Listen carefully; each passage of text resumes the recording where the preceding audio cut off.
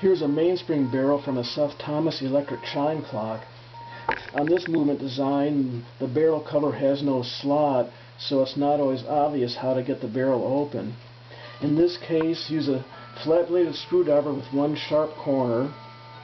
Find the sharpest corner.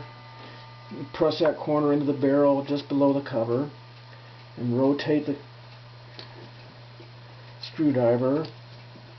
And if the one point stays pressed in and the other edge pushes the cover up, you can get it open. There we go. Now the cover is free. Now turn the arbor backward to unhook the mainspring's inner end, and then pull out the arbor.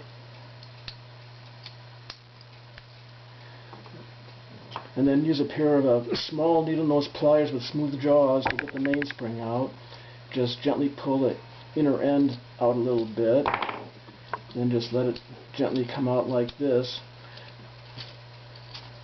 Don't yank it out. You don't want to distort the spring. Just let it come out nice and gently. There, it all came out.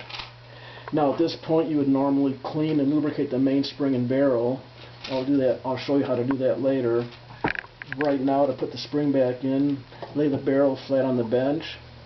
Take the inner end or the outer end of the spring and put it in the barrel, and then just start winding it in, turn by turn, keeping it in. Just go around and around, and it goes right in. These are such thin springs; they're easy to work with.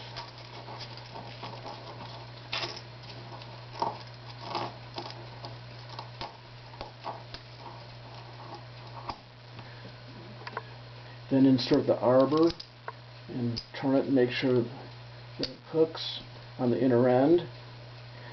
Then to get the cover on securely, take a pair of flat jaw pliers that are smooth on the inside and just pinch the cover on in several locations.